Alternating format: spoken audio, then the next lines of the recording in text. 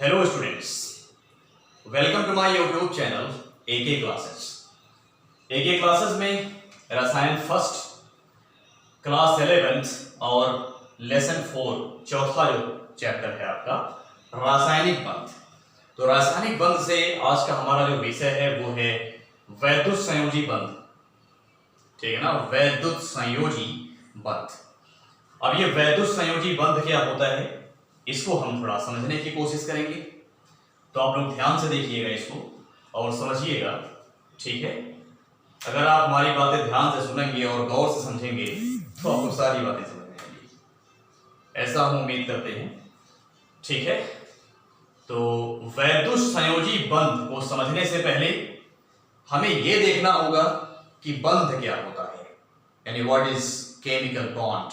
तो chemical bond यानी बंध क्या होता है पहले हम इसको समझेंगे। तो रासायनिक बंध, केमिकल बॉन्ड की हिंदी क्या होती है स्टूडेंट?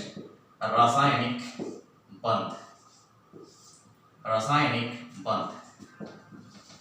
अब ये रासायनिक बंध क्या होता है? तो किसी भी यौगिक या अणु में परमाणुओं के बीच लगने वाला आकर्षण बल जो उनको बांधे रखता है, उसी आकर्षण बल को हम लोग क्या कहते हैं? रासायनिक बंध कहते हैं, ठीक है ना। तो किसी भी यौगिक या अणु में परमाणुओं के बीच लगने वाला आकर्षण बल रासायनिक बंध कहलाता है। और इसी बंध की सहायता से जो परमाणु होते हैं, चाहे वो हम किसी यौगिक की बात करें या फिर किसी अणु की बात करें, तो यौगिक या उसके अणु की बात करें तो उसमें परमाणुओं के बीच जो लगने वाला आकर्षण बल है, उसी आकर्षण बल को हम जो है रासायनिक बंध कहते हैं, ठीक है ना। तो ये हो गया रासायनिक बंध। इसको कुछ उदाहरण से समझने की कोशिश करेंगे स्टूडेंट्स। मान लीजिए हमारे पास में NaCl है, सोडियम क्लोराइड। ये आपका एक यौगिक है, एक कंपाउंड है। अब यदि इसको हम दो पार्ट में तोड़ देंगे तो हम समझेंगे कि इसके अंदर क्या क्या है। हमारे पास में Na+ और Cl- है। हम जानते हैं कि यहाँ धनायन है और यहाँ ऋणायन है, यानी यहाँ माइनस आवेश है और यहाँ पर प्लस आवेश है। तो जैसा हम लोगों ने पहले से ही पढ़ रखा है कि विपरीत आवेश में क्या होता है? आकर्षण होता है, और समान आवेश में प्रतिकर्षण होता है, ठीक है।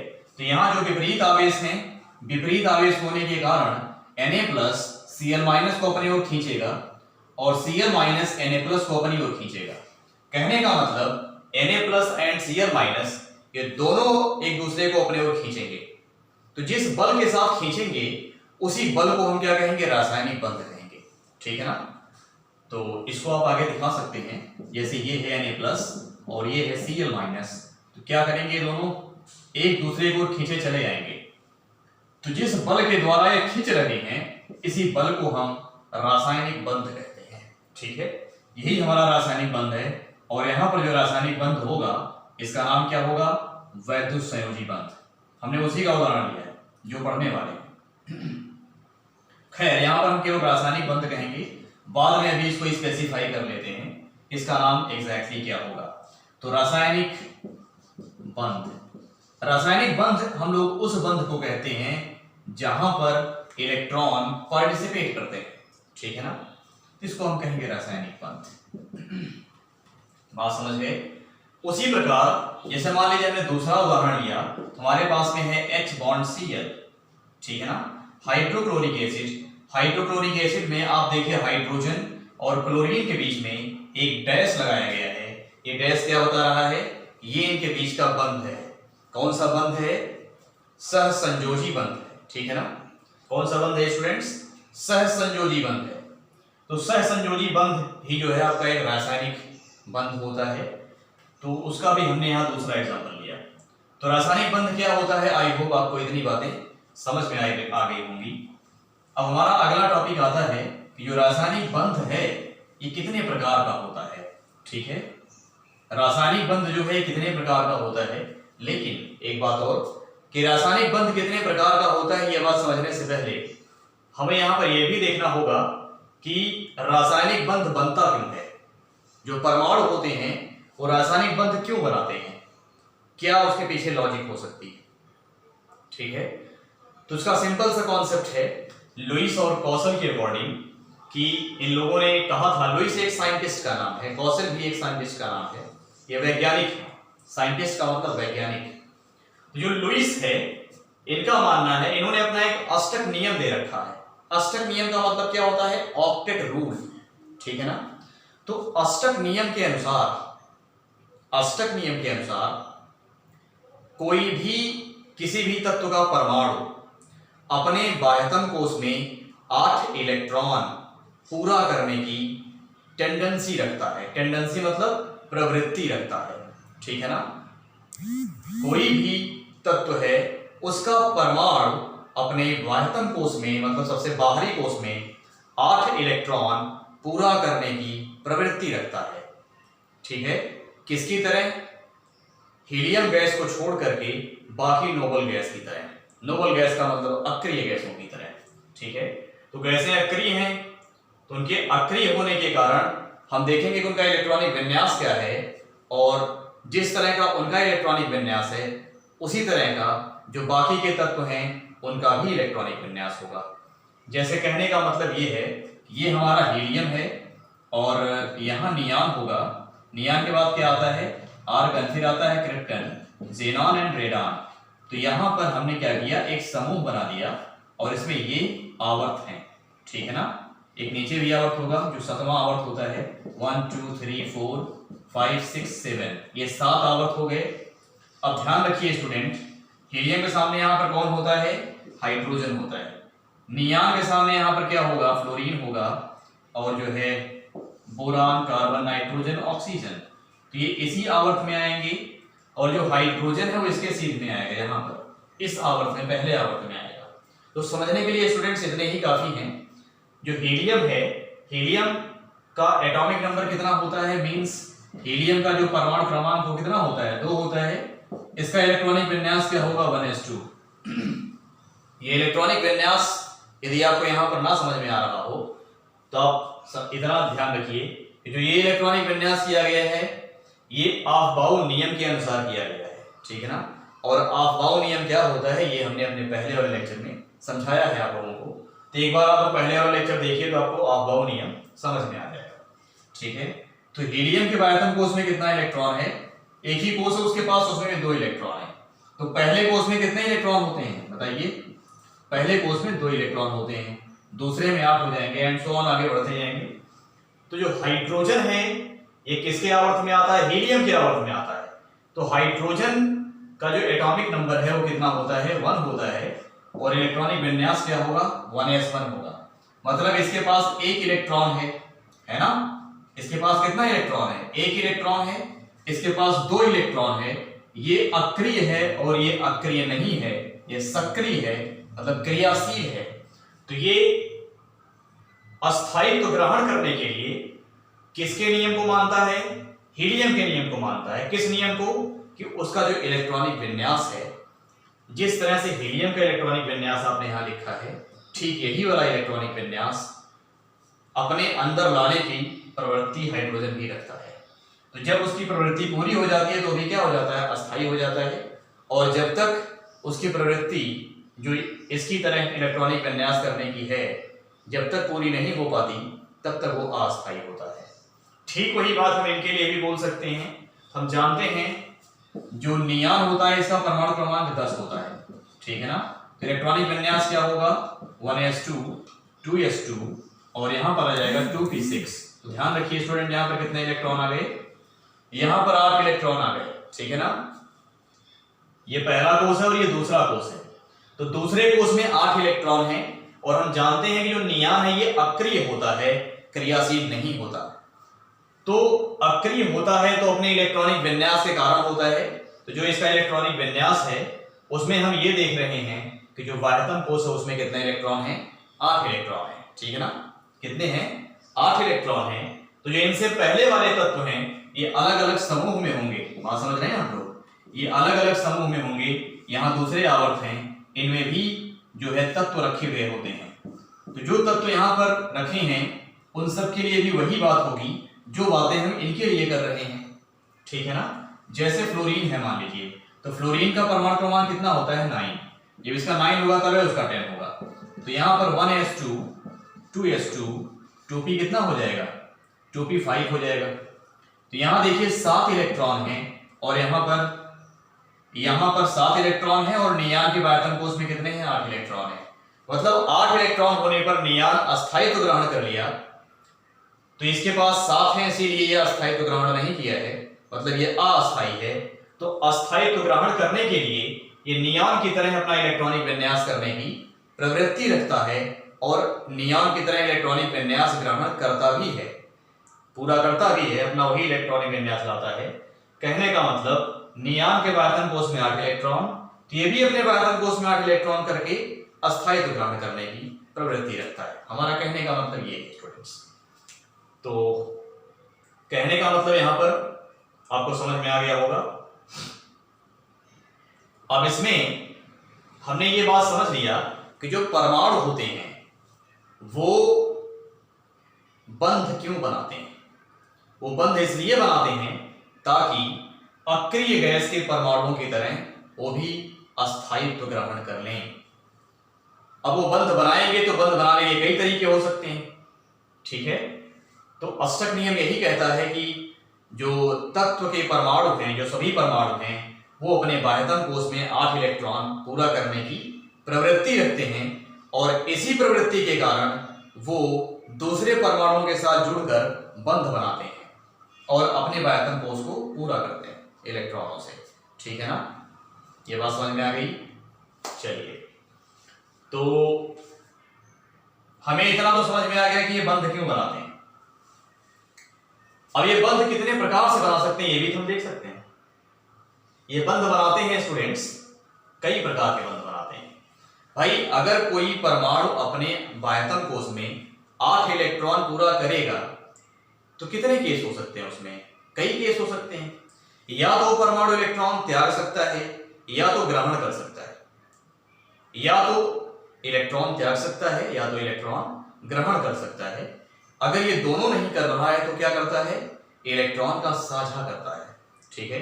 इन तीनों केस में बंध बनता है और बंध बनने के साथ साथ जो परमाणु है उसका बाह्यतम कोष पूर्ण हो जाता है, ठीक है, मतलब उसका अष्टक पूरा हो जाता है। ठीक, आई होप आपको ये बातें समझ में आई होंगी। तो अब हम अपने टॉपिक पर आते हैं, विषय पर आते हैं कि वैद्युत संयोजी बंध क्या होता है। हमने अभी ये समझा कि रासायनिक बंध क्या है और रासायनिक बंध बनता क्यों है, परमाणु रासायनिक बंध क्यों बनाते हैं, इलेक्ट्रॉन क्यों त्यागे जाते हैं, इलेक्ट्रॉन क्यों ग्रहण किए जाते हैं, या उनका साझा क्यों किया जाता है। ये सारी बातें हमने डिस्कस कर लिया। अब हम बात करेंगे वैद्युत संयोजी बंध। तो यहां पर आपको बता दें जो रासायनिक बंध होता है, रासायनिक बंध, अब इसका हम प्रकार देखेंगे स्टूडेंट। रासायनिक बंध जो है 3 प्रकार का होता है। कितने प्रकार का होता है? 3 प्रकार का होता है। एक होता है आपका वही जो लिखा हुआ है वैद्युत संयोजी बंध,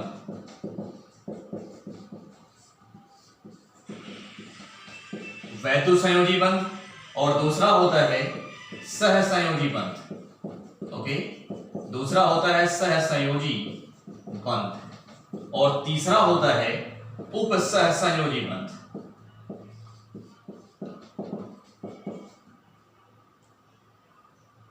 उपसहसंयोजी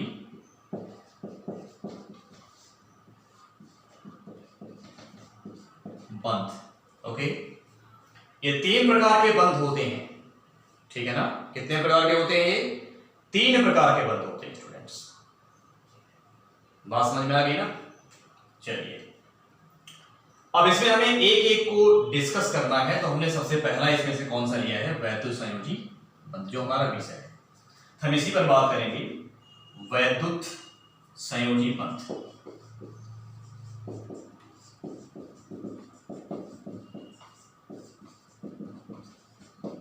ठीक है ना। वैद्युत संयोजी बंध ये क्या होता है जरा समझिएगा इसको। ओके, वैद्युत संयोजी बंध जो है स्टूडेंट्स, एक ऐसा रासायनिक बंध जो 2 परमाणुओं के मध्य एक या एक से अधिक इलेक्ट्रॉन के स्थानांतरण के वजह से या स्थानांतरण से बनता है, उसको हम कहते हैं वैद्युत संयोजी बंध, ठीक है ना। तो दो परमाणुओं के मध्य, दो परमाणुओं के मध्य एक या एक से अधिक, एक या एक से अधिक इलेक्ट्रॉनों के स्थानांतरण, ठीक है ना, स्थानांतरण के कारण उत्पन्न होता है, ओके, उत्पन्न होता है, वैद्युत संयोजी बंध कहलाता है।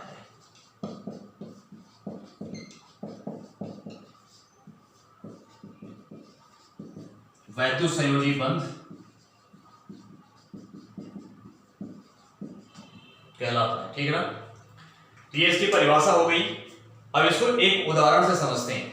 देखिए, हमें पता है कि आप लोग क्लास 11th में हैं और ये क्लास 10th में या क्लास 9th में आपको ये बताया गया होगा एक बार, लेकिन यहाँ थोड़ा सा उसको एलाबोरेट करके बताया जा रहा है, उसको एलोंगेट करके बताया जा रहा है, मतलब थोड़ा सा उसमें डीप मैटर बताया जा रहा है, आपको गहराई तक गहन अध्ययन करवाया जा रहा है, ठीक है ना। चलिए एक एग्जाम्पल से इसको हम समझते हैं। मान लीजिए हमारे पास में वही जो लिया था एग्जाम्पल में सोडियम क्लोराइड, हम उसी की बात कर लें। ये कैसे बनता है जरा समझिएगा इसको। हमारे पास में सोडियम है, इसका परमाणु क्रमांक कितना होता है? इसका परमाणु क्रमांक 11 होता है, यानी 11 होता है। तो इलेक्ट्रॉनिक विन्यास होगा 1s2 2s2 2p6 3s1, यानी बायतम कोष में कितना इलेक्ट्रॉन है? एक इलेक्ट्रॉन है। ये आपने समझ लिया भाई, बायतम कोष में कितना इलेक्ट्रॉन है? एक ही इलेक्ट्रॉन तो है, ठीक। इसके बाद हमारे पास में क्या है? क्लोरीन है, इसका परमाणु क्रमांक 17 है। तो इलेक्ट्रॉनिक विन्यास हो जाएगा 1s2 2s2 2p6 3s2 और ये होगा 3p5, यानी यहां पर कितने इलेक्ट्रॉन हो गए? 7 इलेक्ट्रॉन। तो देखिए क्लोरीन के बायतम कोष में कितने इलेक्ट्रॉन है? 5 और प्लस 2 कितना हो गया? 7 इलेक्ट्रॉन। और सोडियम के बायतम कोष में कितना इलेक्ट्रॉन है? 1 इलेक्ट्रॉन है, ठीक है ना। यहां 1 इलेक्ट्रॉन और यहां 7 इलेक्ट्रॉन। अब ये दोनों जो है अपना अष्टक पूरा करने की टेंडेंसी रखेंगे, मतलब प्रवृत्ति रखेंगे। तो ये सोडियम जो है 8 इलेक्ट्रॉन पूरा करेगा। तो 8 इलेक्ट्रॉन पूरा करने के दो तरीके हैं, या तो यहां पर ये 7 इलेक्ट्रॉन ले ले तो 8 हो जाएगा, या तो इसी इलेक्ट्रॉन को त्याग दे तो ये वाली सेल आ जाएगी, बाहर वाली खत्म हो जाएगी। इसको जब निकाल देगा तो ये सेल खत्म हो जाएगी, ये वाली बच जाएगी। तो यहां पर देखिए कितना इलेक्ट्रॉन है? 6 प्लस 2 8 इलेक्ट्रॉन। तो या तो इसको ये निकाल देगा तब भी इसके पास ये वाली सेल काउंट होगी बायतम कोष के रूप में। इसको हम कहेंगे इसके पास 8 इलेक्ट्रॉन हो गए। अगर इसने इस वाले कोष में 7 इलेक्ट्रॉन ले लिया तो भी इसका 8 इलेक्ट्रॉन पूरा हो जाएगा। अब इन दोनों केस में किस केस को ये सोडियम प्रेफर करता है, हमें ये बात समझनी होगी, ठीक है ना। तो आपको हम बता दें, सोडियम के लिए 7 इलेक्ट्रॉन लेना कठिन बात है, डिफिकल्ट बात है। वो 7 इलेक्ट्रॉन नहीं ले पाएगा, क्योंकि 7 इलेक्ट्रॉन लेने के बाद वो उन इलेक्ट्रॉन को अपने अंदर बांध के नहीं रख पाएगा, ठीक है। तो ये केस तो खत्म हो गया। तो दूसरा केस बचता है कि इलेक्ट्रॉन को त्याग दे। तो त्यागना इसके लिए आसान है, तो ये इलेक्ट्रॉन को त्याग देगा, ठीक है ना, मतलब डोनेट कर देगा। और क्लोरीन क्या करेगा कि 7 इलेक्ट्रॉन नहीं दे सकता, क्योंकि एक इलेक्ट्रॉन निकालेगा तो दूसरे निकालने के लिए बहुत ज्यादा एनर्जी देनी पड़ेगी। ऐसे 7 को निकालोगे तो आपको ऊर्जा बहुत ज्यादा देनी पड़ेगी, जो इम्पॉसिबल है, बहुत डिफिकल्ट बात है। तो डिफिकल्ट वाला तो नहीं होगा, आसान वाला हो जाएगा। तो आसान क्या है कि सोडियम इलेक्ट्रॉन त्याग देगा और क्लोरीन एक इलेक्ट्रॉन आसानी से ले सकता है, जो अपने अंदर उसको बांध लेगा। तो यहां पर हम यही बात कहेंगे कि भाई सोडियम ने क्या किया, इसके बायतम कोष में 1 इलेक्ट्रॉन है, क्लोरीन के बायतम कोष में कितने इलेक्ट्रॉन है? 7 इलेक्ट्रॉन है। 1 2 3 4 1 2 3 4 5 6 7 इलेक्ट्रॉन है ना। तो क्या होगा कि सोडियम अपना इलेक्ट्रॉन उसको दे देगा। जब दे देगा सोडियम पर चार्ज कौन सा आएगा? प्लस, और क्लोरीन पर चार्ज कौन सा आएगा? माइनस। तो अब ये दोनों क्या करेंगे? एक दूसरे से आकर्षित होंगे, बिकॉज विपरीत आवेश है। तो इसी को हम बोलते हैं वैद्युत संयोजी बंध। या आयनिक बंध। ठीक है ना,